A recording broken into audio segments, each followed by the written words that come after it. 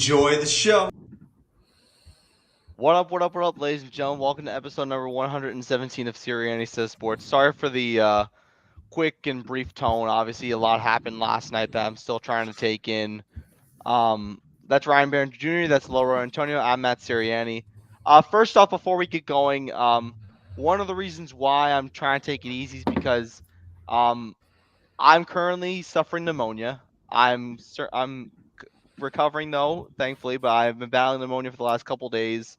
I'm getting better though, and you know I've been taking a heck of a lot of medications just to continue to improve. I'm not going to be able to do anything crazy for the next week or so, but I just want to let you know that even though I'm suffering from pneumonia, I'm okay. I'm going to recover, and I'm going to get back to work on Monday, and I'm going to be okay. But we gotta start the show off. I have a fun show planned tonight, but we obviously start off with the news of the day, and that's if you didn't watch Monday Night Football, you missed a very devastating and tragic situation. Damar Hamlin, Buffalo Bills safety, who's 24 years old, suffered a cardiac arrest on Monday Night Football with 6 minutes left to go in the first quarter. He got up after making a tackle on T. Higgins. He collapsed. He was down at 8:55 p.m. He was put on a stretcher and taken in an ambulance at 9:18 p.m. It took the NFL about an hour and a half to determine whether they were going to postpone the game or not, which they did postpone the game. But unfortunately, that we're talking about a man's life at stake, and I hope Damar Hamlin's okay. Obviously, great player and just a great man. Obviously, I don't know if any of you are aware, he has a toy drive that has over $5 million in donations right now, which I think is amazing. But obviously, the bigger concern here is that a man's livelihood is up in the air right now. We don't know what's going on. Laura and I talked about this a little bit last night with Damar Hamlin and the situation going on. But Ryan, I want to get your thoughts on everything that transpired last night. What do you think? Yeah. So first off, I want to call a bunch of people out that I think are out of their minds. First off, if you're blaming T. Higgins for this, first off, you have to rethink your life, right? Secondly, if you're blaming like any outside sources, like if you're one of those people, be like, hey, this game still should have been like, you guys need to like take a second and like just think about it. Because I've seen some pretty outrageous takes, Maddie, on Twitter and just in general, right? Like people are saying, oh, that's T. Higgins' fault. Like, listen, like, were we talking about Derwin James last week saying that that was his fault? No, this is football. And like the first thing I'm going to say is, right, is obviously praise up for Damar Hamlin, right? Hopefully a speedy recovery for him, right? I pray for him. I feel so bad for him, his mom, the rest of his family, especially his mom that was there at the stadium watching, obviously, her son play football and then having to end up going to the hospital with him and after everything that happened. But like, I just kind of want to reiterate kind of what I've seen a lot of people say, and just in general, right, that this is football at the end of the day.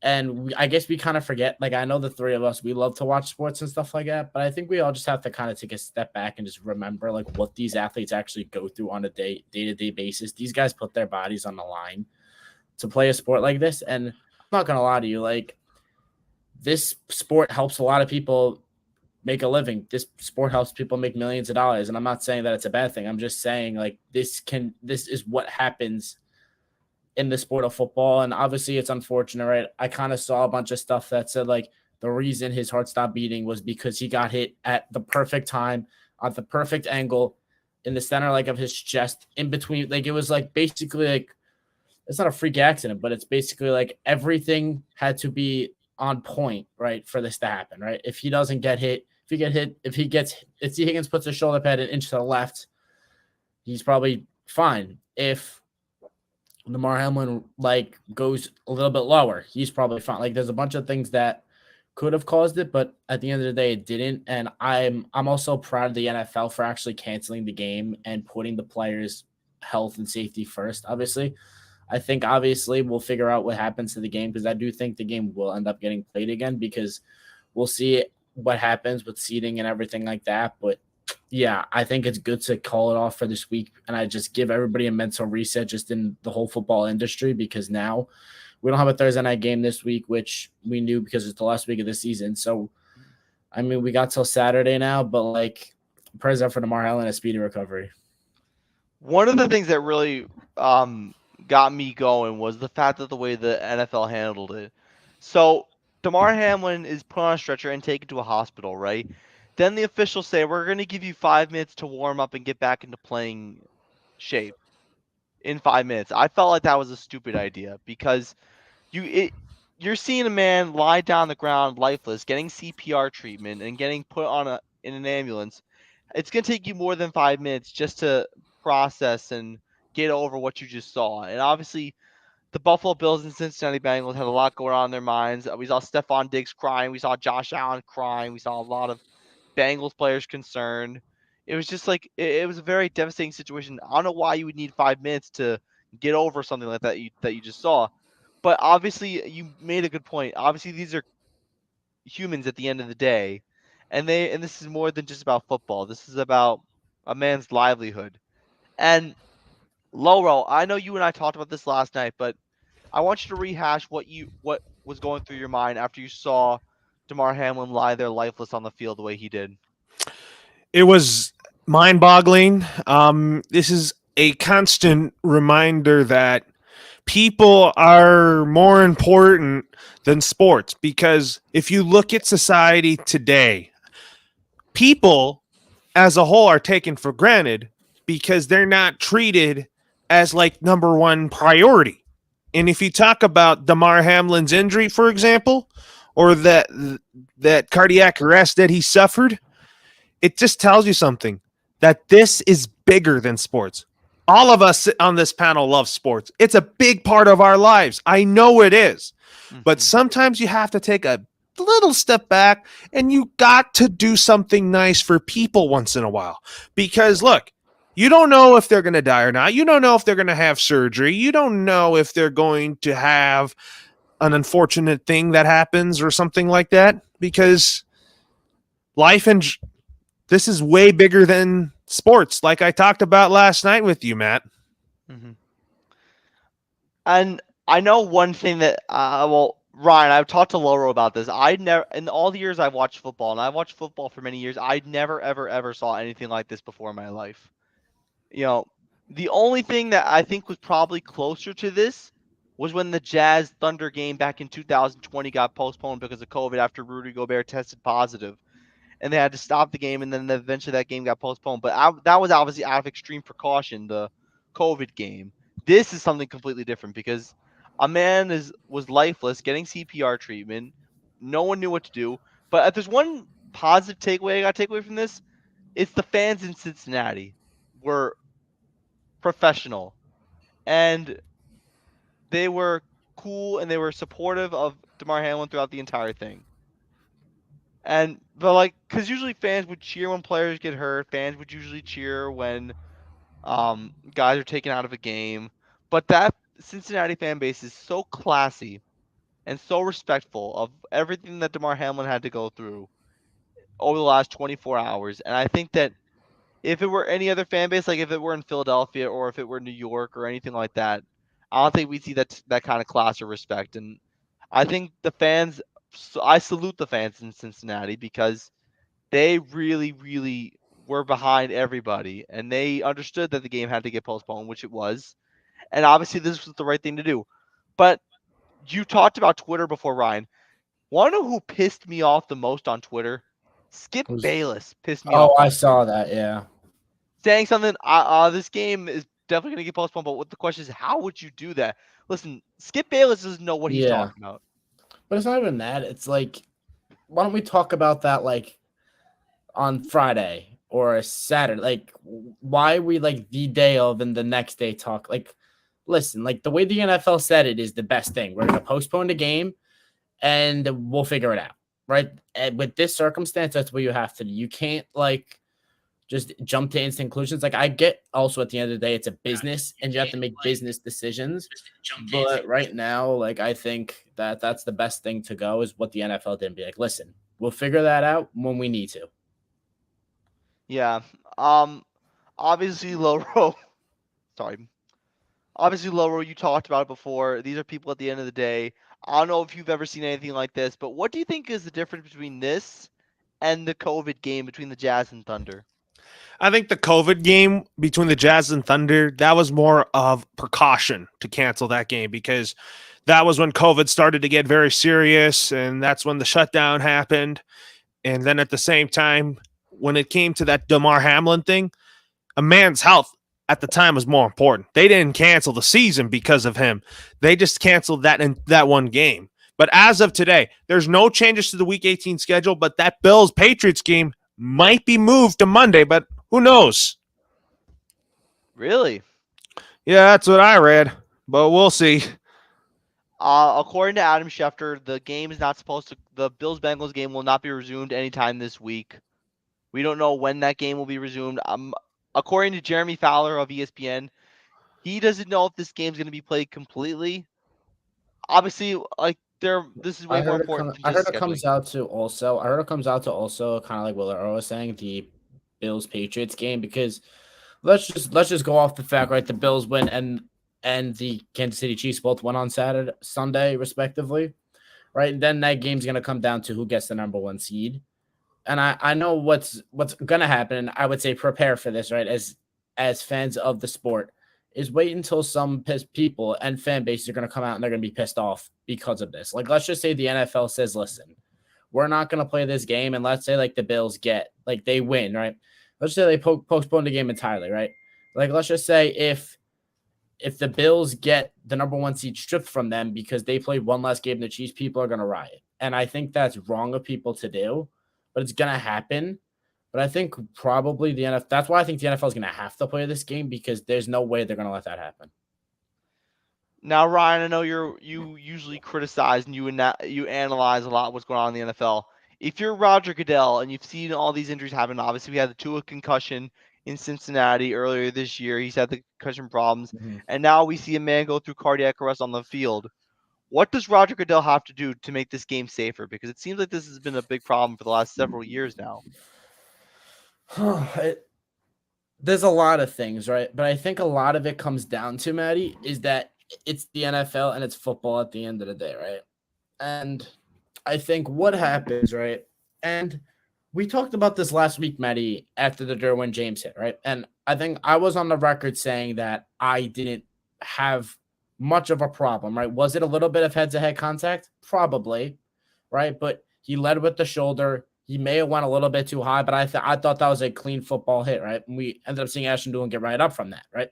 And we see this week, T. Higgins delivered the hit to the DB, which again is perfectly legal. Like, as a defensive back or as a receiver, you are allowed to lower your shoulder to a defensive back. That's not like out of the realm. I just think if you're Roger Goodell, you have to take a long look at, I guess, after the season, you just got to look at, like, I know the glaring thing, Maddie, is the concussions and the amount of lower body injuries, right? So the two things that obviously are a big concern, right, is the turf, right? And I think that would stop any of these injuries? No, I don't. But I think you can lower those injuries. And then the concussions, I don't know. I don't know, Maddie, what to do about it. I really don't. And if you're Roger Goodell, you have to take a long look and be like, okay, what can we actually not prevent, but what can we actually limit from happening, and what is just kind of out of our control and is just the nature of the sport? Because I do believe, Maddie, last week and this week are just things that are nature of the sport. Laura, what do you think Roger Goodell should do in order to try and make the NFL safer for their players? Probably come up with more like CPR kind of training here if this happens again. I also think that he needs to update the concussion protocol policy. Those are very good facts. Those are things you can do, but I think you both can agree with me with what I'm saying is that you can't, like, these types of injuries, the concussions and stuff like this, you can't eliminate from the game because these are just football related accidents. I'll just say, but what I will give credit to is I will give credit to the medical staff in Cincinnati from both the Bills side and the Bengals side, because the way it's looking is they saved his life, and like, you got to give credit to them. And I think the NFL did a great job with that. And I think the players also did too, keeping kind of personal stuff personal, if you know what I'm saying. Like the CPR, I don't think they wanted anybody to see that. And I think they did a good job. I think they did too. All right. So currently right now, Damar Hamlin remains in critical condition. He's still in the hospital in the University of Cincinnati. He should be okay. But obviously this is more bigger than football, and hopefully Damar Hamlin gets okay soon and that he recovers. But first off, I want to recognize this one comment. Yes, Rutgers men's basketball did beat number 1 Purdue yesterday, and the Terps still rule. I just want to acknowledge those comments from Chris Ureko, obviously. Thank you, Chris, for tuning in. But now we're going to get into the fun show that I have planned. And we're going to start off with some NBA for the first time in a long time. And this is obviously we're going to start off with the king. LeBron James is 484 points away from breaking Kareem Abdul-Jabbar's all-time career scoring record.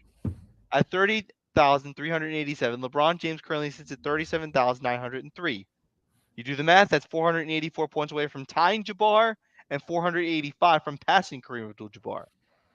So he had 47 points on his birthday, and LeBron James has scored 300 career points on his birthday, which is the most in NBA history for a guy playing on his birthday.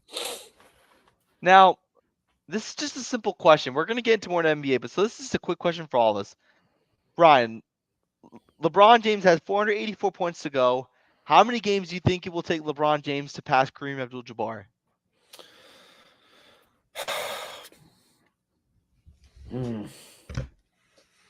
I'm going to go, Maddie. I'm going to go 18. 18 games? Yeah, and a little bit of math, right? But I think it's 18, it's averaging anywhere from the ballpark to 26 to 28 points a game. And I think for LeBron, I think that's feasible still. Like, yeah, in his age, he's not going to drop 35 per game. He's not doing what Luka does. He's not doing what Embiid does. He's not doing what those guys do right now. He's just older, right? But I do think anywhere from 26 to 28 for the next 18 games will be enough to end up passing Kareem Abdul-Jabbar. So that's my number, 18 games. Laura, how many games do you think LeBron James will take to? I'd say 20 because Fair might enough. have to go past the All-Star break and all that. So just want to tell you guys that. That's a good point. I'm gonna go 15 to 16 games. Oh, all right, Maddie. You want him to score like 32. All right, I see. Yeah, somewhere around the 30 ballpark. I think LeBron James. Well, you gotta remember he's put up 40 points in back-to-back games the last few days. So obviously, I think that LeBron James, especially he's got to do this all by himself with Anthony Davis out indefinitely for the Lakers, and LeBron James and the Lakers are still in play-in contention. So obviously, there's still a lot of stuff going on with the Lakers and how much that they're trying to stay alive in contention. But LeBron James has been trying to carry this Laker team, and I respect him for that. But I said in a Colorcast Discord that LeBron James might have to get out of LA after the 2022-2023 season. LeBron James should just retire. Retire? LeBron James needs to get out of the NBA. Why? All these old people, Tom Brady, LeBron James, go, leave, goodbye. Like I'm done. Goodbye, leave. What? I understand your Tom Brady thing because you hate. I just don't want you did everything. You're gonna pass Kareem this year. You done everything. Goodbye. Like it's just I don't know, and it might just because these guys just irk me, right? Like, and I'm not saying that I'm against greatness, right? But it's just like some of these guys just like annoy me, and LeBron's one of them.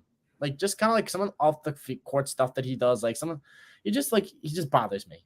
And then Tom Brady as well. We all know like just both of them. Goodbye. Like, I'm also on the record saying the NBA would be better when LeBron James is not in it. But Laura, what do you think LeBron James should do after the season? Who knows at this point? It's too early for me to speculate that. I'm focused on this season. I do think LeBron James will remain a Laker next year, but if this continues, he might want to request a trade. I think a trade would be good. I heard rumors that he might go back to Cleveland. I heard rumors that he wants to oh, now he does after what we saw Donovan Mitchell do yesterday. Damn, I mean, oh yeah, 71 points against the Bulls. What a terrible day to drop 71 points. Like if there was like on a real note, right? If there was a day for you to drop 71 points, yesterday was not the day. Like No, I'm sorry, not. like I saw like yesterday. I saw, oh my god, Donovan Mitchell dropped 71 points. I'm sitting there, and I'm like, I don't really care. Like, when was the last time you saw somebody score over 60 and you're just like, well, like. I'm not saying like that it's not insane, but I'm just sitting there and I'm like, well, terrible day for you to do it, but cool. Unbelievable. Okay, so now we're going to get into my team next. We're going to go to the Brooklyn Nets in the Barclays Center. First off, I want to give a shout out to my friend James Hartman. He went to the Brooklyn Nets game yesterday when the Brooklyn Nets disposed of the San Antonio Spurs 139-103. The Nets have won 13 of their last 14 games, including 12 of 13 in the month of December. Jacques Vaughn was named Coach of the Month in the NBA. Jacques Vaughn came out of nowhere after they fired Steve Nash. The Nets have looked really good. It's the KD and Kyrie show with some good contributors. So Right now, the Brooklyn Nets sit at the second seed. They're 24-12 or 25-12. They're looking really good right now. They're Eastern Conference contenders as of now. And one question I have for the both of you guys is this year title or bust for the Brooklyn Nets? I'll go first. I think it is. The way they're playing right now, they should find a way to win. I mean, if they win the championship, then you probably will be convinced about Kyrie and KD staying next year. I agree with you, Laura, because I think Kyrie obviously said that he's doing his last year, but I think if they don't win, Kyrie's gonna want to leave, knowing how Kyrie is, and he still may even want to leave if they do win. And then we obviously saw the whole drama in the offseason over the summer with Kevin Durant requesting the trade and everything like that. Obviously we saw James Harden basically get the hell out of Brooklyn last year. So Yeah. I think after 3 years, Maddie, with the KD Kyrie experiment, I think at some point you got to be like, okay, it's just not gonna work. Mm-hmm. Good point. Listen, as a Brooklyn Nets fan, I gotta say myself that this Brooklyn Nets thing has been phenomenal to watch. Obviously, KD and Kyrie, we see them shedding years off their lives and playing at a high level. The Brooklyn Nets as a whole are just really good. They have Cam Thomas. They have a lot of good contributors on that team, a lot of young guys that can help them out. And like I said, Jacques Vaughn has coached this team very, very well. And remember, Steve Nash got fired after a 1-5, 1-6 start. And we thought the Brooklyn Nets were going to be going nowhere at the beginning of the year, but now they're lights out right now. And I think they can compete with the teams like the Celtics. I think they can compete with teams like the Bucks. I think they can compete with teams like the Miami Heat. I think they do. You better hope that they stay healthy, dude. That's the big key. You better hope they stay healthy. Health is a big thing too. And obviously, I think one of the problems with the Brooklyn Nets last year was the vaccine mandate when Kyrie couldn't play in Brooklyn, which was obviously a big loss for the Brooklyn Nets, and that affected them late down the stretch because when Kyrie wasn't around and when Kevin Durant was hurt, James Harden had to do whatever he could to carry the team, and it just didn't work, and that's why he wanted out of Brooklyn. But then eventually Eric Adams removed the vaccine mandate, and then Kyrie had to play in Brooklyn again, and things were okay. But now, I think for the Brooklyn Nets this year, there's no excuses because the vaccine mandate is gone. You have KD and Kyrie. You have a great head coach. You have good players on your team besides those two guys. At this point, in my opinion, no excuses. What do you think, Loro? Yeah, there's no excuses. I mean, here's the thing with the Nets. They got to play defense in the playoffs. The reason why they've choked in the playoffs is because they can't even defend. Good point. Good point. What do you think, Ryan? No, I agree. I think they have to play defense better in the playoffs, but I think the one thing that they did to be able to, I guess, improve their defense is obviously Ben Simmons playing the whole year this year. But I think what we've seen, Matt, and what's helped them go on this 12-game winning streak, Maddie, is we've actually seen consistency in the players that have been playing together, right? We've now seen, like, knock on wood, right? But we've seen Kevin Durant, Kyrie Irving, and Ben Simmons play together for about a month and a half, right? Consistently, right? We've seen Steph Curry and Joe Harris be on this team consistently, right? We've seen all these guys consistently playing together. And, like, we talk about all the time in the NFL, right? Like, building cohesion and having a connection is big, right? Basketball is not as big, but it still helps. And I think this year we're actually seeing it happen, right? When you actually see your three best players on the court for a long period of time together. Yeah, exactly. I think continuity is a big thing, like you mentioned before. And as long as you can sustain that and not suffer injuries, that's a big thing. But we'll have to see what happens. The Brooklyn Nets have a lot of work to do. We're only halfway through the season. The All-Star break is coming soon. And this is the point in the year where we start to see teams become contenders. Second half of the year. But now it's time for what? You know who's legit and who's not. You know who's legit and who's not. You want to know who's really legit? The young man from the Dallas Mavericks. Oh, that boy. Oh my gosh. Luka Doncic is the bad man in the NBA. I witnessed Luka it Doncic. firsthand. Oh my goodness. Luka Doncic is on one of the craziest stretches in recent NBA history. Oh my God, bro. In the previous 5 games before tonight, he had 250 points, 50 of rebounds, and 50 assists in a 5-game period, including a 60-20-10 performance against the New York Knicks on December 27th. Thanks. I remember watching that, and I'm sitting there, and I'm just like, well, like, you know, Maddie, when there's just some things, right? You just be like, you got to tip the cap. And that was one of those things. I'm like, well, that was fun because I was actually watching the game at it, and I'm like, they can't stop this guy. I'm like, whatever this, I'm like, they can't stop him. And I'm just sitting there and I'm like, how hard can it be? They double team him. And it's just like, certain players, Maddie, just have that thing that they just pull out like crazy stuff, right? Like we've seen Steph Curry pull up from literally half court and just sink them, right? We've seen guys like Trae Young like do some crazy stuff, right? The stuff that I see Luka Doncic do, Matt, on a day-to-day basis is absolutely insane. Like, oh, it's nuts. The guy does stuff, Maddie, that like it shouldn't be allowed. Like some of the shots that this guy will shoot and just go in is like absurd. Like the guy will like be fading away, like deep from three, and just it goes. I'm like, you're sitting there like, bro, you're like, how? You're like, how does it go in? And the thing is, like, he's leading the NBA in scoring too.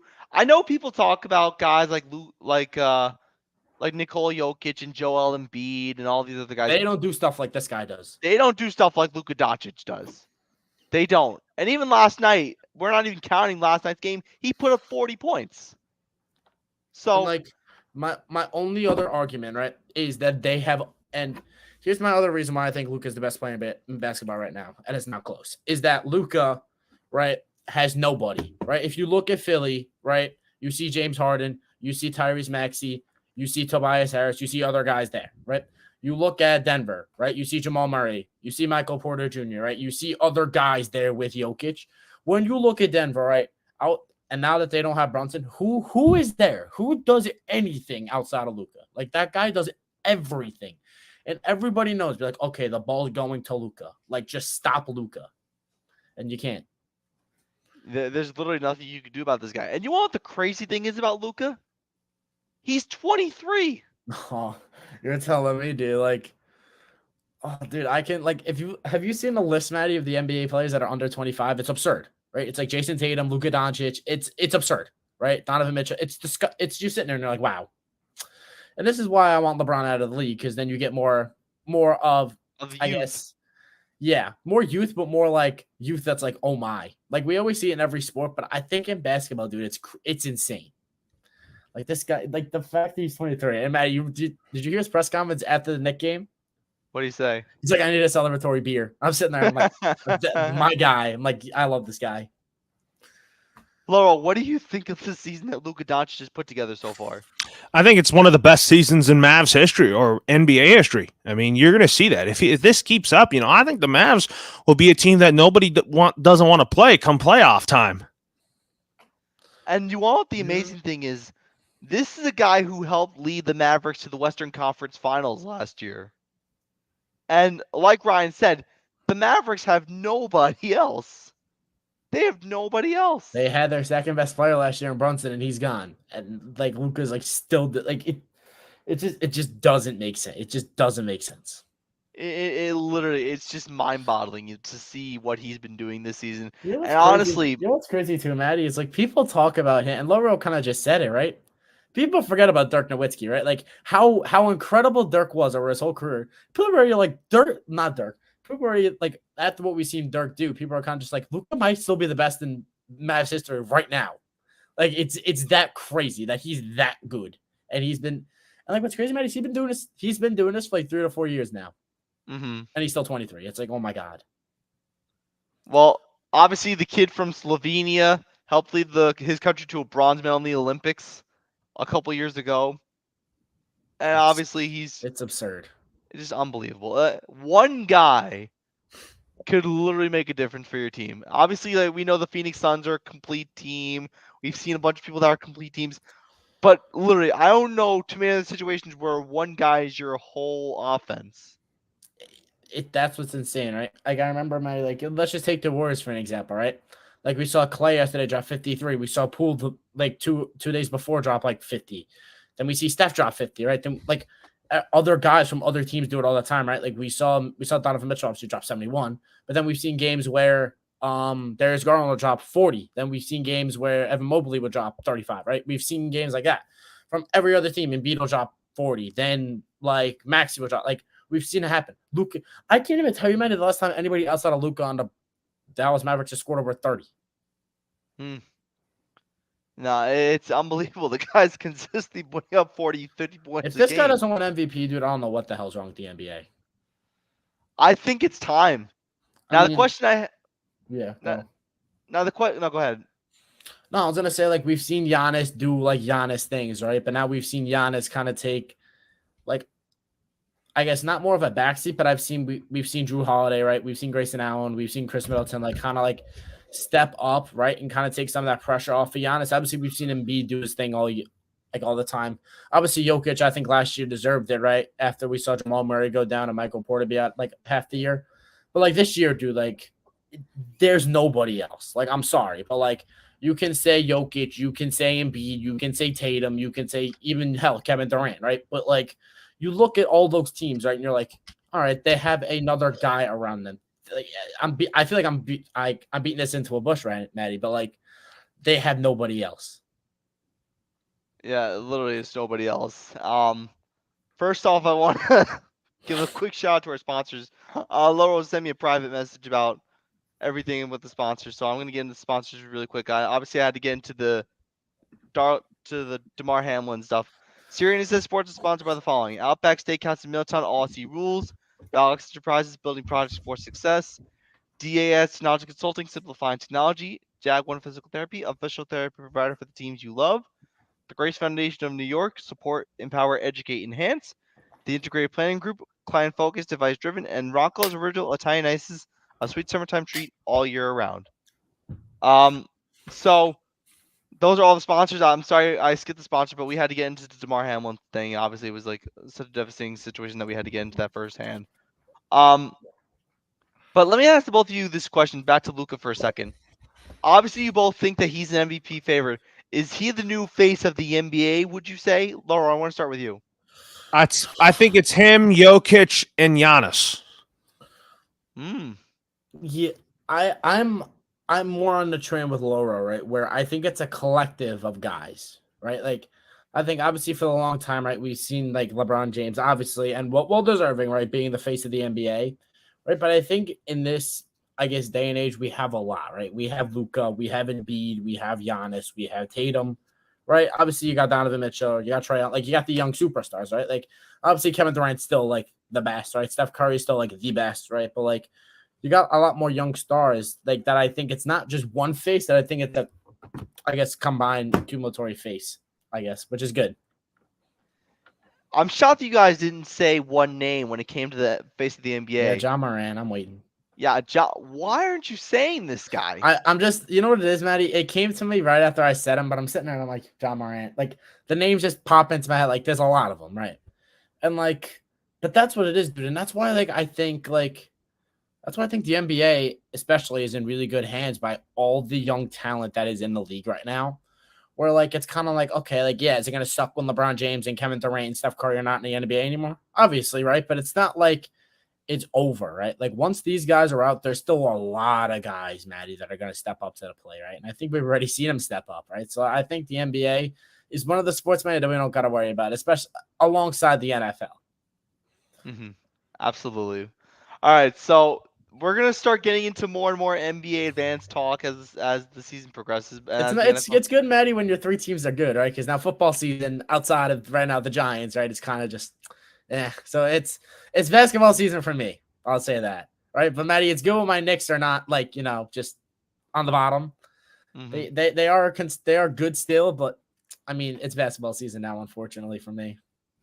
Yeah, with Lower will be joining me in that pit in about a week. Good luck, buddy. Oh boy. First off, before we actually get into the NFL, I gotta do something right now. Hold on a second. Move back. Oh, here it goes. Oh no. Here it is. Here we go. Get it all out of your system. Get it all out. You know what that was? Yeah, I'm aware. That was Kayvon Thibodeau's Snow Angel. That was so messed up. That was so messed up. Was it messed up? Yes, absolutely was. But it was so funny. It was so messed up, but it was so funny.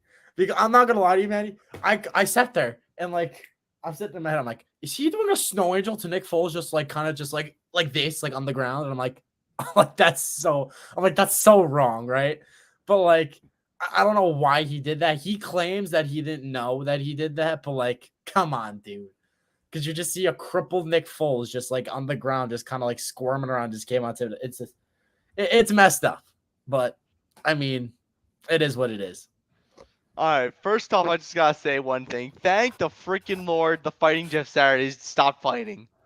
They haven't been fighting, Maddie. They have not been fighting recently. They have not been fighting. So the Giants are playoff bound for the first time since 2016 with their first blowout win of the season, 38-10 over the Fighting Jeff Saturdays. And by the way, can we stop calling them the Fighting Jeff Saturdays now? Yeah. Please? I'm not gonna stop calling them that. It's just think stuck it's in my fun. head. I mean, until he's fired, Maddie, I'm gonna keep doing it too because it's pretty funny. I'm not gonna lie to you. The Fighting Jeff Saturdays. Like it's pretty funny, dude. Like I know Laura likes to call them the Fighting Dan Campbells, but that's just not what they are, right? Personally, right? I don't call them that, but I just think Maddie, it rolls off the tongue.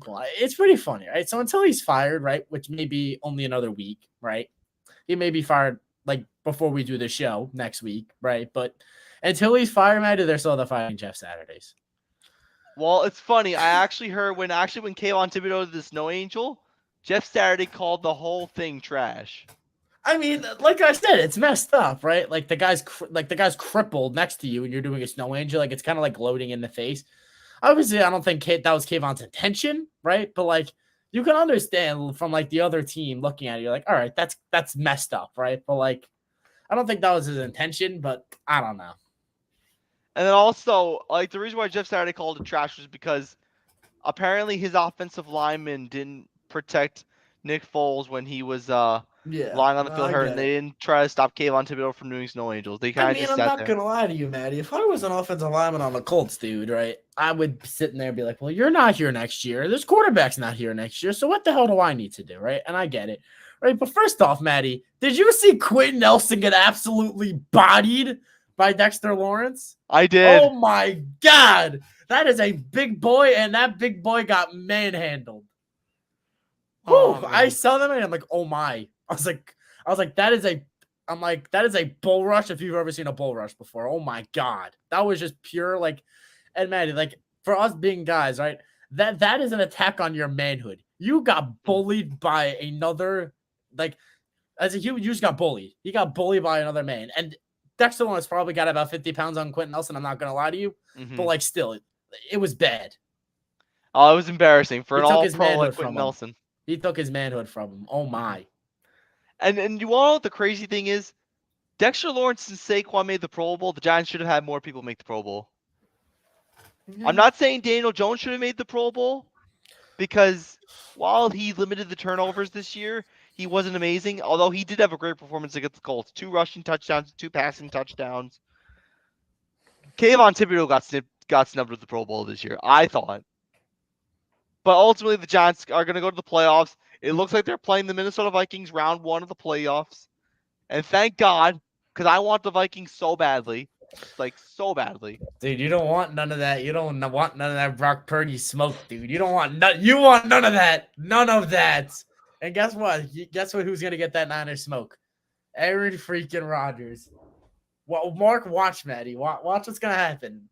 Oh, my God. Imagine a world, Maddie, where the freaking San Francisco 49ers and Minnesota Vikings go out round 1. I wouldn't be surprised. I don't know. But I don't know, Maddie. I think you're going to be playing a pissed off Minnesota Vikings in 2 weeks. We'll see. First off, I'm not scared of the Minnesota Vikings. I'm not scared. You should be afraid of Justin Jefferson.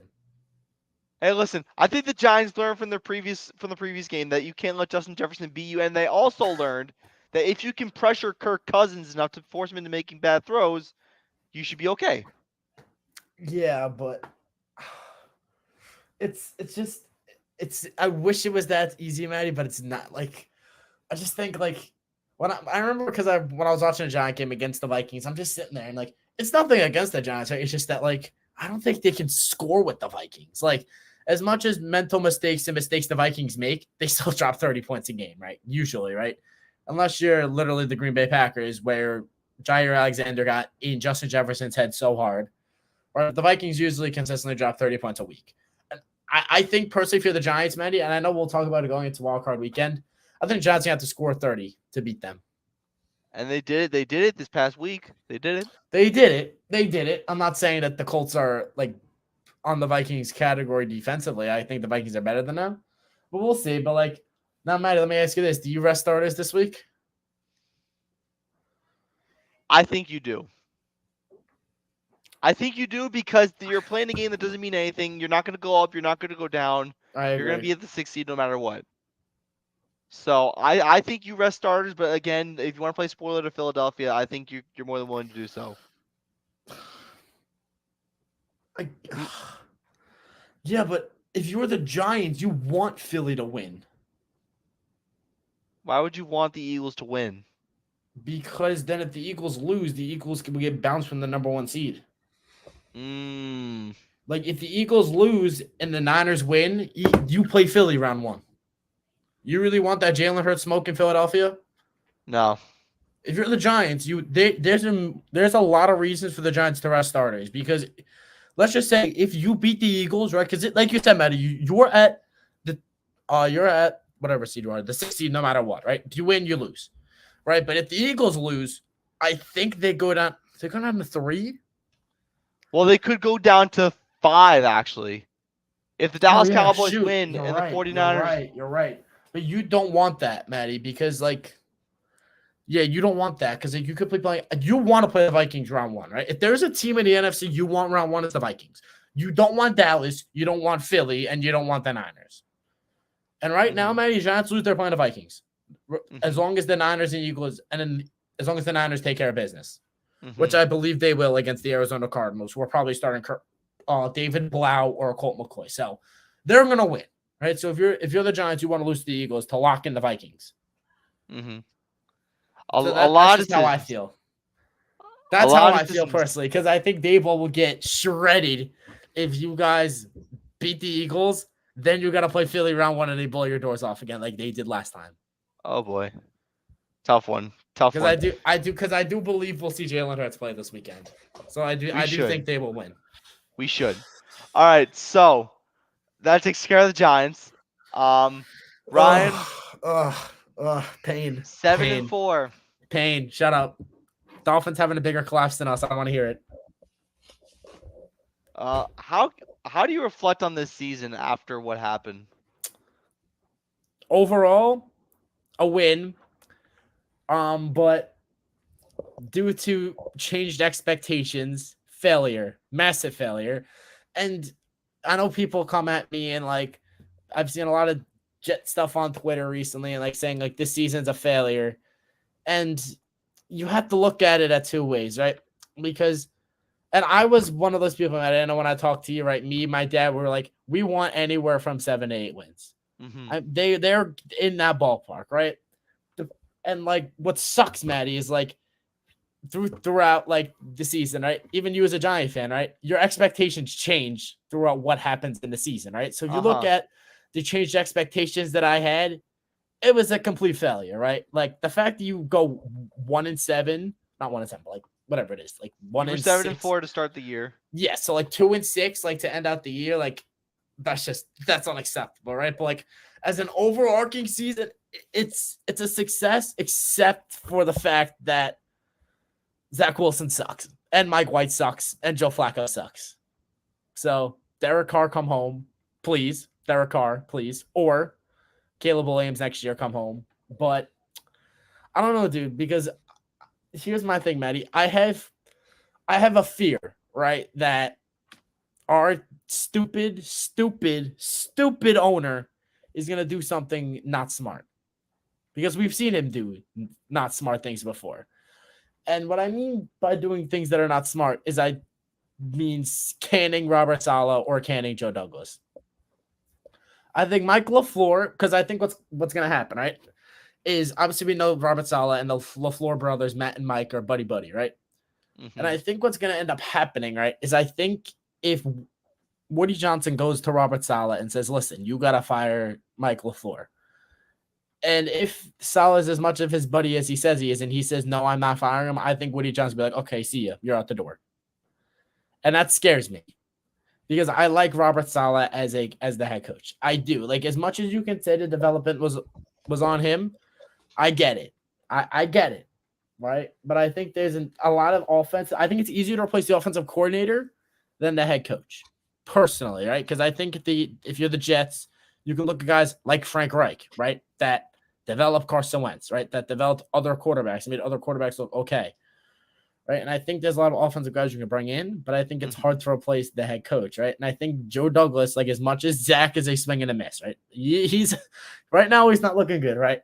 But like you've arguably had the best draft in Jets history, right? You've brought in, like, let's just look at this team map before before Joe Douglas was here. They had one All-Pro, one, and that was Jamal Adams. Now, Maddie, you can make the argument that they have at least four. In Sauce, in Garrett Wilson, in AVT, in Brees Hall. You can make some other arguments, right? That Elijah Moore is really freaking good, right? That Mekhi Becton, not injured, is really freaking good, right? But he's always injured, right? But like you can make the Jets have had a lot of great players that they brought in and drafted. I think that's a lot of on Joe Douglas. But ultimately, Maddie, failure of a season, Maddie, and it sucks. It sucks when you look back at the season and you're like, we had to win one game, and it was against Low Road's freaking team. You win one of those two games, and they're in the playoffs. One of those freaking games, and they're in the playoffs.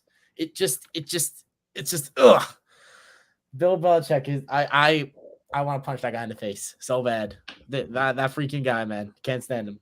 Now, actually, Ryan, I play Madden NFL in my Xbox One league, and I thought of you when I made next year's Patriots schedule, Matt. Ryan, I have my past playing the Jets at MetLife Stadium, and I would picture you and I at that stadium together, like you in your Jets jersey and me in my Patriots jersey. I actually saw, for the record, Laura, I actually just got a new Sauce jersey too, which is clean, by the way. But Maddie, there goes another Jet jersey down the drain. Jamal Adams, Sam Darnold, Zach Wilson. Add them to the collection. Now, let me ask you a question. What's up? How do you feel about the Jets season ending to, of all teams, the Seahawks? No. This is what... Oh, Maddie, there's one guy, Maddie. The Seahawks as a team don't bother me. I have crazy respect for Pete. I actually love Pete Carroll as a head coach, right? I like a lot of their guys, right? I think Tariq Woolen is being a little bit overrated, right? I think Sauce is definitely better than him, right? I think Sauce should win Defensive Rookie of the Year. That's just not my Jet bias. I just think he's better than him, right? I like Ken Walker a lot, right? I like a lot of the things they did, right, as an organization. There is one guy associated with the Seattle Seahawks that I cannot stand. Do you know who that is? Geno Smith. No. Jamal Adams. This guy, Maddie. He took the Twitter, Maddie, for no reason. Just bashing Jet fans.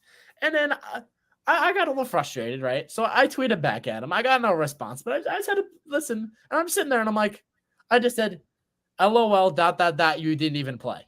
And I'm just sitting like, not just like, just a little butthurt, right? Because I'm sitting there and I'm like, buddy, you haven't played. You are still going to go down in history, right? If it wasn't for Russell Wilson, one of the worst trades in NFL history, right? Because I'm sorry, Seattle. Like, you recover from it, but you got robbed. We got AVT and Garrett Wilson for Jamal. Kick rocks. Like, Jamal goes, it's all love between the Jets. So why do you do that? Because you're an asshole, right? But, like, that guy is the only guy that...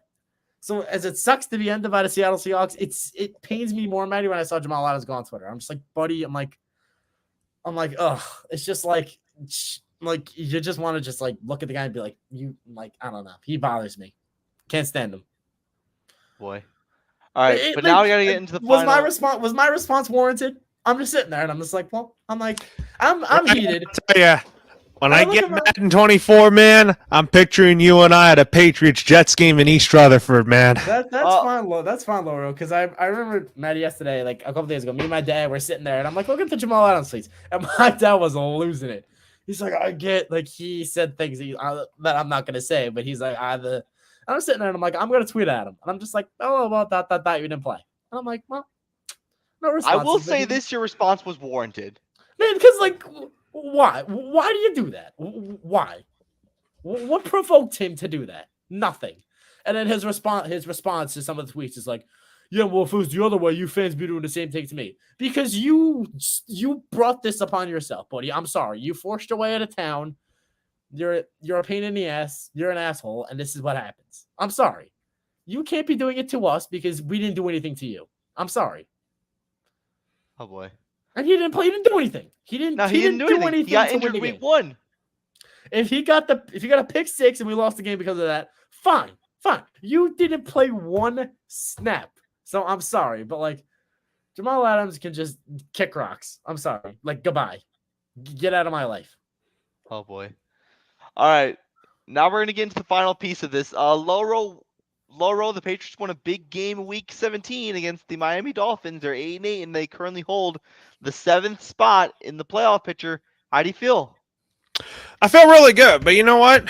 I'm a little anxious for Sunday because we need to beat Buffalo, and if we don't, then the Steelers and the Dolphins are probably the next teams to get into the playoffs. The Dolphins are going to lose. The Jets will beat them because that's just what the Jets do. The Jets always beat the teams that ruins their draft position. They do that every year. But the Dolphins won't be in it. But Laura, as a Jet fan, Maddie, I hate to pay. You know this, right? I'd rather see the New England Patriots and the Pittsburgh Steelers. That team just Maddie and Laura, I lose years off my life watching Pittsburgh Steelers play football. It just takes years off my life watching them play football. It's so boring. I remember you telling me that last night. So boring. Not only do the Buffalo Bills have to play the Patriots, they got to play the Patriots in Buffalo. Good luck. It's probably going to be cold.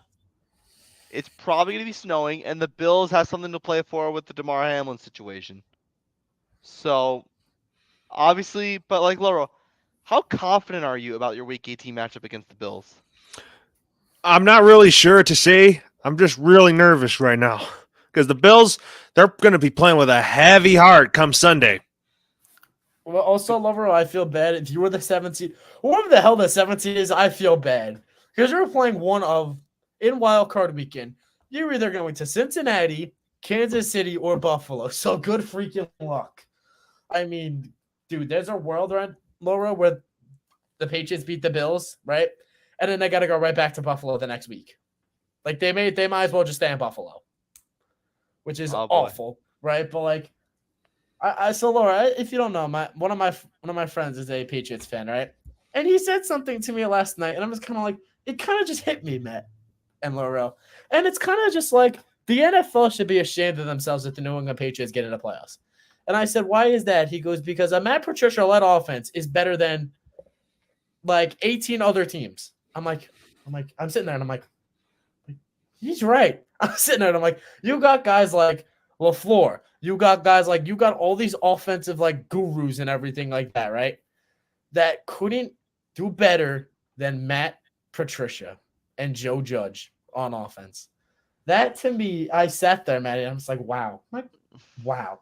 Like I'm sitting there and I'm like, as much as I can't stand Bill Belichick, I'm like, you really got to give it to him.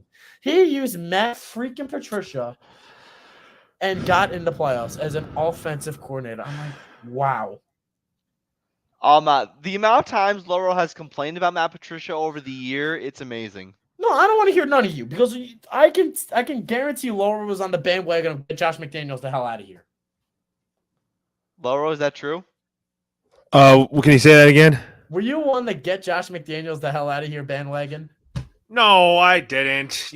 Head coaching openings somehow come up, but I just felt like we should have had Bill O'Brien replace him. Okay, so you're on that train too. Fair enough. See, a lot of the Patriots fans that I know, right, are kind of like Josh McDaniels can leave, right, so we can get Bill O'Brien. And I'm sitting there and I'm like, that's fair. So I'll wait for him to get back. No, but Laura, a lot of the Patriots fans I know are kind of in your boat where it's like, okay, Josh McDaniels, goodbye, so Bill O'Brien can come here. And I'm just like, that makes sense, right? But I'm like, he's not. I'm sitting behind. I'm like, there's no way he leaves Bama. And then after what they did, he's not going to leave Bama. He's not going anywhere. So that's just how I feel. I will say, Laura, I do think your offensive coordinator, courtesy of Austin, believes that it's going to be Cliff Kingsbury, which does make sense, right? That Kingsbury might be the Patriots OC next year. Mm-hmm. Like, I just can't believe, dude, that there's a way the New England Patriots can get in the freaking playoffs. The New England freaking Patriots. I'm kind of thinking Joe Judge moves to special teams next year, and Matt Patricia goes you would back think. to the. I think Matt Patricia's off the team next year. I don't know what Matt Patricia's role is. I think Steve Belichick does defense. So I don't know else if he's not doing offense, what the hell he's doing. Right, but like, I don't know, dude. But like, I don't know who I want. I would want the Dolphins in the playoffs. I think Tua will come back next week, and I think because I know Maddie knows from last year, right? I'm in the position, right, that I want the NFL games to be exciting, right? I don't want to watch last year how it was Chiefs and Steelers, and that game was over 5 minutes into the first quarter. Mm-hmm. Right? Like, I don't want that, right? So I don't want the Patriots or the Steelers in it just because I think that game's be so boring. Right. But like, I'm sitting there and I'm like, oh, I'd rather if it was up to me with the Patriots and Steelers, I can't watch this. I can't watch them. I can't watch them in the playoffs. I can't do it. All right. Well, speaking of the playoffs, here are the playoff scenarios for 6 teams. We're going to start with the NFC first. The Packers are a win and in situation. The Lions would need a win and a Seahawks loss. And the Seahawks would need a win and a Packers loss. Now, why am I saying this? Because even though the Seattle Seahawks and the Green Bay Packers did not play each other this season, the Seahawks would have a better conference record with a win and a Green Bay loss. So that's why the Seahawks need more help than just a win. Now for the AFC side, the Patriots need a win and they're in. The Dolphins need to win and hope for a Patriots loss. And for the Pittsburgh Steelers, oh my God, the Pittsburgh Steelers. They need a win and hope for a Dolphins and Patriot loss. So Pittsburgh freaking Steelers, man. So if I had to ask the both of you right now, which scenario from the NFC is probably the most possible? Let me double check on who Seattle plays. Seattle plays the Rams. They do play the Rams, right? Okay. This is how I stand, right? I think the Green Bay Packers are going to ultimately get the 7th wild card. That's what I believe. And I believe that because I think Aaron Rodgers, we see, is finally clicking with his offense. Obviously, we've seen Christian Watson, even though he didn't get any catches last week, right? I mean, we're seeing Aaron Rodgers and Christian Watson develop a rapport, right? We're seeing, obviously, now that they're not just Aaron Jones and A.J. Dillon led on offense, that they're more multidimensional. We've seen this defense step up. And I think, Matty, the coming factor is the Lions do not play well outside of Ford Field. And do you know where this game is, Matty, on Sunday night? Lambeau Field. It is in chilly Lambeau at 8:30 at night.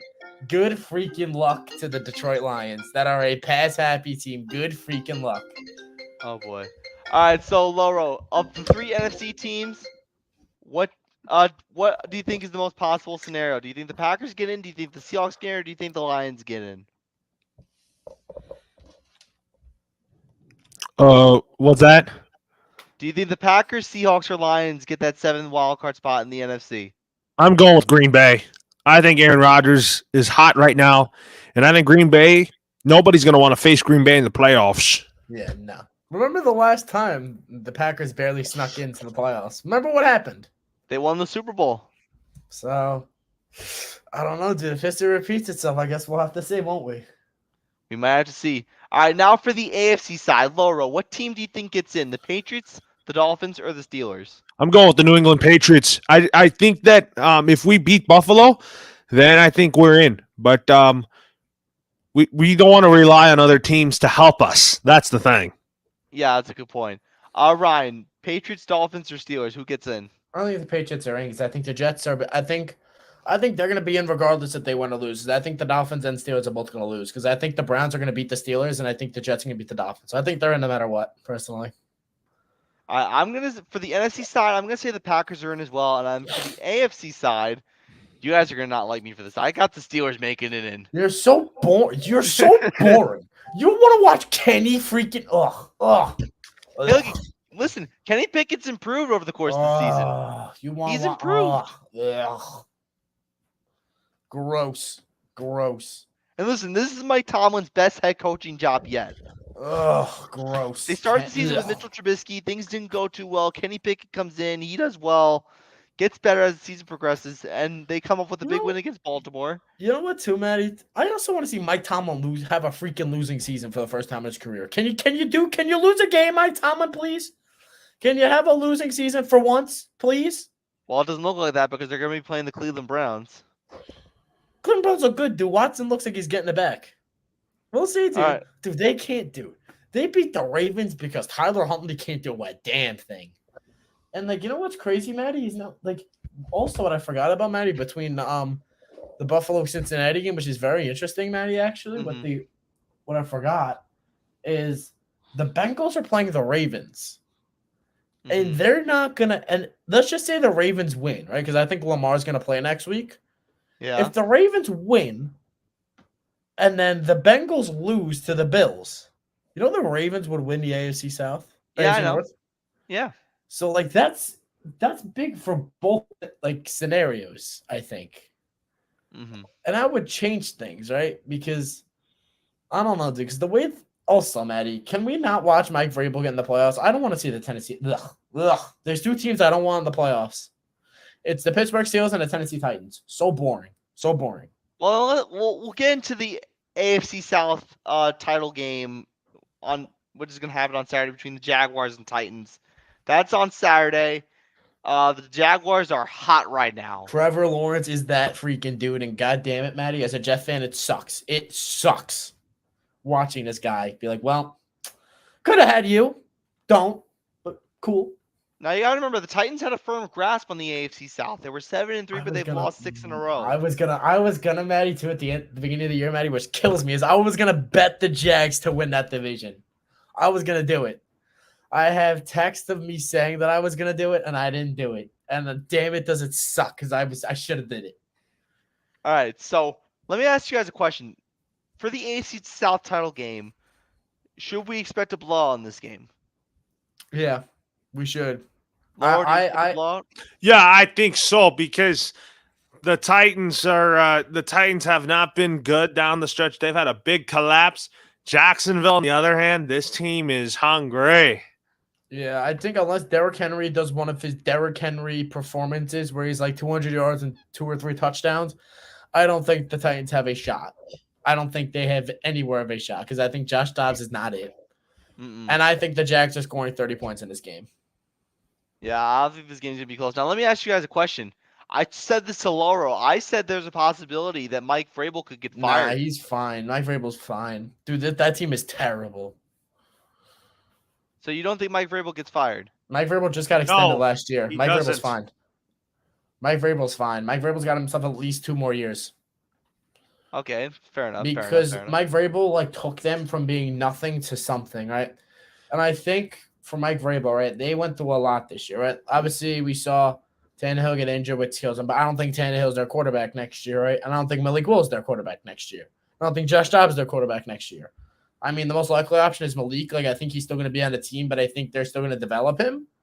But, I mean, Maddie, their receiving core, Traylon Burks took strides, but, they miss A.J. Brown, right? Defensively, right, their best players haven't played a lot, right? Harold Landry got hurt basically in preseason. We saw Jeffrey Simmons hasn't played the last 4 weeks.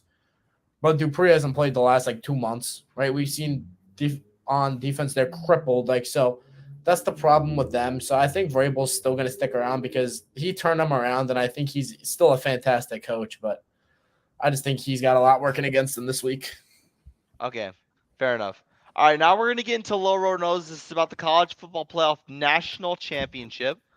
And also a big question surrounding one of the college football's best coaches and his future. So, Laura, what do you know? Well, if you talk about TCU and Georgia, this is going to be a fantastic football game. Everybody's going to be betting on Georgia to win. But my pick to win this game, you and I are calling this game on Twitter Spaces on Monday. Right.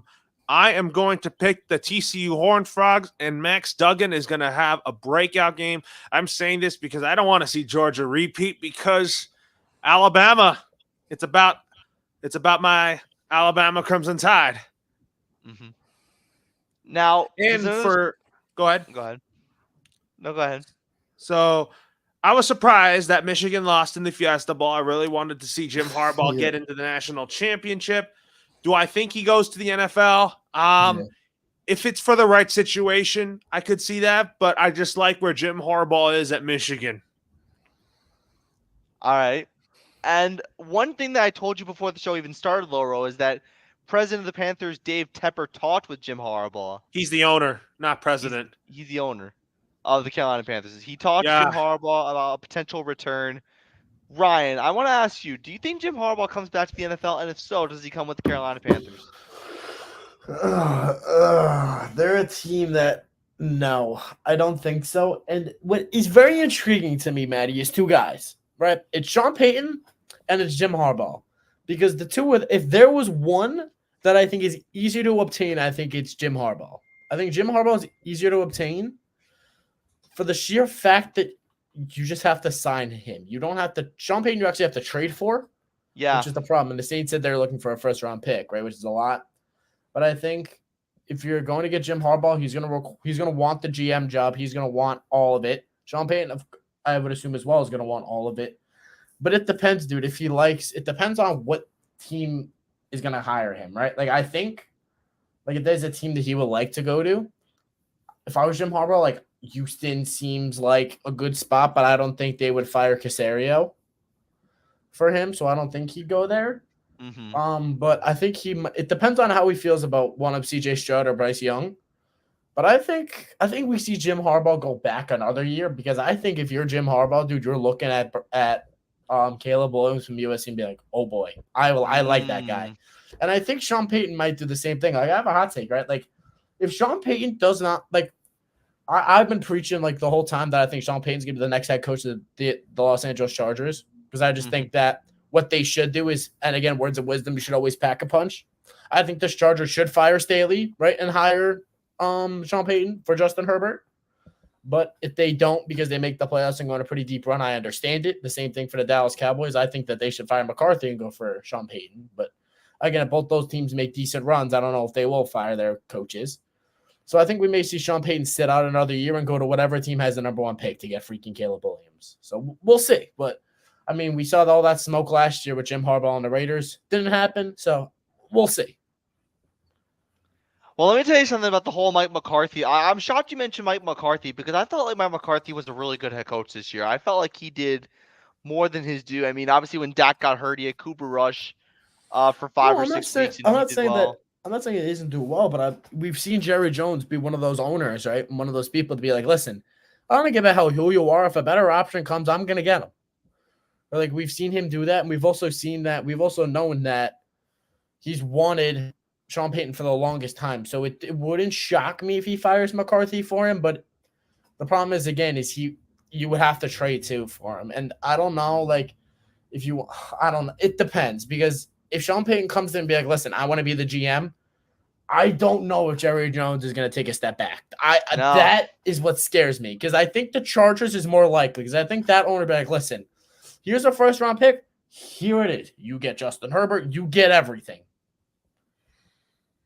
Yeah, pretty much. I don't know if Jerry Jones is. I think Jerry Jones is his own worst enemy in these situations, Maddie. I really do. That's a good point. All right, now for the national championship, TCU versus Georgia in Laurel's neck of the woods in California in SoFi Stadium. Let me just go do it really quick. The line for this game, last I saw, Georgia opened up as a 13-point underdog, and they remain a 13-point underdog. So, Georgia, TCU, Georgia by 12.5. Ryan, who do you take? You know, I think I'm gonna take Georgia because I think people are falling off the Georgia bandwagon because they went against the best receiver in college football, right? And Marvin Harrison Jr. And I think Wayne Johnston's another really good receiver. I think he's gonna be a receiver that goes in the first round. But I think overall offensive firepower, I think we saw Ohio State with CJ Stroud, with Marvin Harrison Jr., with the rest of that team. I think they have more firepower than TCU does. So I think I'm going to take Georgia minus 13.5. And I think we don't see that Georgia offense. I mean, they scored 45 points. Like they still lit it up, right? But I think we're going to see that defense clamp down a little bit more. I'm going to go with my guns. And you know what? People forget TCU put up a 50 burger against They did. Michigan's They defense. did. They did. And Max Duggan looked really good. The That's running not the game number looked one really defense good. that's not the number one defense in the country though. That's Yeah, what I'll Georgia say. is. Georgia's That's the number what one I'll say. defense in the country. Mhm. I will say this though. I think TCU's gonna have a heck of a game. I think they win their first fair. title since 1938. They haven't won a national title in over 80 Sheesh. years. Crazy, Damn. right? Damn. Laura, what do you think? Well, I know where he's going. I picked TCU. I wonder Max why. Duggan, offensive MVP, and I think he's gonna have a great game. He can't watch Georgia win 2 in a row. He can't stand it. All right, now we're gonna get to the rest of our picks based on the spread, but we're only gonna do the games that actually mean something. Okay. And there are that's 6 of them fine. that actually mean All right, something. I got you. So I'll start off with the first one. So Titans, Jags minus 6.5. Obviously, I said this was going to be a blowout in the beginning. I said I think the Jags cover that spread easily, minus 6.5. Yeah, Ryan, I what think do you they think? win by double digits. I got the Jags as well. Laura, what do you think? I'm gonna go with the Jags as well. All right, what's the next game? Next, Patriots, Buffalo Bills. Buffalo Bills minus 7.5. Buffalo Bills minus 7.5 in freezing cold Buffalo. The last time the Patriots played a game in Buffalo, we know what happened. Hand the ball off to Damian Harris. Hand the ball off to Ramondre Stevenson. Hand the ball off to. That's not true. That's not the last game they played. In Oh no, the Buffalo. playoff game. The playoff game. That was That that was- playoff game That where was the where they. Patriots got blown out. That was where they didn't punt in the whole game. That was where Josh Allen was 7 for 7 on possessions. Yes. Maddie, Okay. that was where the Buffalo Bills have not punted. What was it? 8 quarter? Like, what was it? I think they started streaking for 8 quarters of not punting. It was something absurd. Crazy. I'm gonna say the Bills minus 7.5 here. As much as I want to see Yeah. the Patriots cover and get in the playoffs, I have the Pittsburgh Steelers in my head. Ryan, what do you think? I got the Buffalo Bills. Laura, what do you think? I'm gonna go with the New England Patriots. We need this win, and I want to get in the playoffs. All right. What's Nice, next? Maddie. Are the Vikings meaningful? No, Somewhat. If they win the 49ers lose, then they get the 2 seed. Okay, so Vikings, Bears, Vikings minus 3.5. Blowout, Vikings. Ryan, what do you think?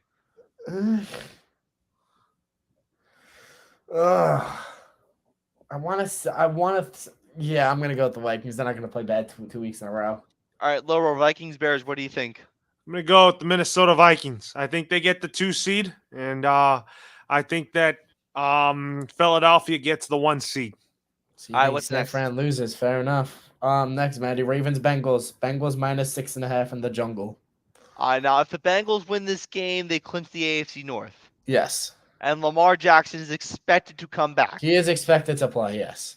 He's expected to come back. I'm going with the Bengals here. It's in the jungle. The Bengals play really well in the jungle, and I think they're going to shake off the cobwebs of what happened on Monday night, and they'll play really well. What do you think, Ryan? I agree. I think the Bengals are gonna win.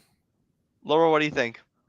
I think the Cincinnati Bengals are gonna get a win. All right, what's next? Next, Maddie, my New York Jets and Miami Dolphins. Dolphins minus 1.5. And be The aware, Jets know how to- this is probably Teddy Bridgewater Or Bryce Skylar Thompson. Thompson. or Skylar Skylar Thompson. Thompson, It's yeah. probably they said it's leaning towards Teddy, but we'll see. If it's Teddy, I think the Jets. I'll take the Jets underdog in this one. I think I'm gonna take the Jets too. Laura, what do you think? I'm gonna go with the Dolphins. I think that the Jets are probably done, but you know what? I think the Dolphins somehow find a way to finish the season off on a good note. All right, what's next? Next we have the Browns at the Pittsburgh Steelers. Steelers minus 2.5. Kenny Pickett's improving. Kenny Pickett is improving. Ugh. I know you don't like the Pittsburgh Steelers and their offense, but the Browns actually this is a battle of 2 teams that are getting better. Mhm. Deshaun Watson's getting better, Kenny Pickett's getting better. So you know what? I'm gonna see the Don't Pittsburgh do it. Steelers minus 2.5. I'm going Browns. All right, Lower, what do you think? I'm going to go with the Browns. I think Smart the Browns man. are going to have a lot of momentum heading into next season. They did eliminate the Commanders from playoff contention with a win over the Commanders on.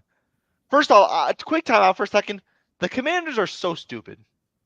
Oh, did you see that press conference? Dude, Ron Rivera should have been fired on the spot. If I was that owner, I'd be like, listen, buddy, you're. If I was Dan Snyder, I'd be like, listen, buddy, you're gone.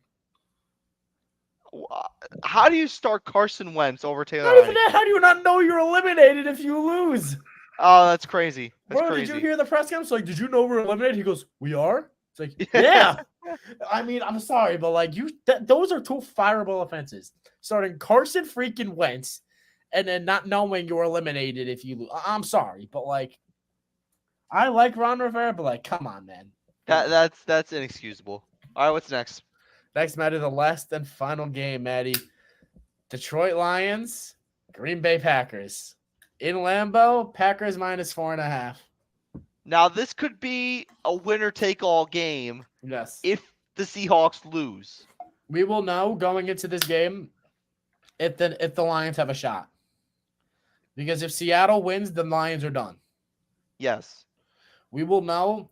And I hope Seattle loses, right? Because I want this to be like because if let's just say Seattle wins, whoever wins gets in. That would be nuts. That'd be what people want. That's because what if you're people want. because for the Lions, you would probably know. Yeah. That'd be crazy. Packers minus 2.5 in Lambeau No, Field. 4.5. Aaron Rodgers. What, 4? 4.5. No one's playing better football right now than Aaron Rodgers. Somewhere. I'm Holmes, but I get what you're saying. I gotta go with the Packers. It's in Lambeau Field minus 4.5. He owns the Lions in big time situations. I agree. Green I Bay gotta go with the Packers. Packers. Green Bay it up. All right, Laura, what do you think? I'm going to go with the Green Bay Packers. You and I are doing this game on Twitter Spaces. All right, so game. those are our picks based on the spread. For those of you who tuned in, thank you very much for watching tonight's show. Obviously, we started the show on a little bit of a down note, but we improved and we got to be the show that we all wanted to have. Come on, Browns. Yep. Come on, Browns. No Steelers. None of them. No. Stop. No Steelers. All right. So, if you want to follow us on our socials, please go to Facebook at Siriani Says Sports, on Twitter at Siriani Says Sports, on Instagram at Siriani Says Sports, on YouTube at Siriani Says Sports. And those are all our socials. We're on every Tuesday night. We have our sister show, Talking Sports with Laurel and Matt, our first show of the new year on Saturday. We cannot wait to do it. But yeah, we appreciate all the support that you've given us. I'm sorry for coughing, but I have pneumonia, like I said at the top. Sorry, I'm sorry that you have pneumonia, man. I hope you're okay, man. Yeah. Hopefully I'll recover. You'll be fine. Speed recovery, Maddie. No excuses. Be fine. Yeah. All right. So from Laura Antonio and Ryan Barringer Jr., I'm Matt Siriani. Take care. Have a good night, everybody. Have a great night. Stay safe, and of course, peace out. Great night, everyone.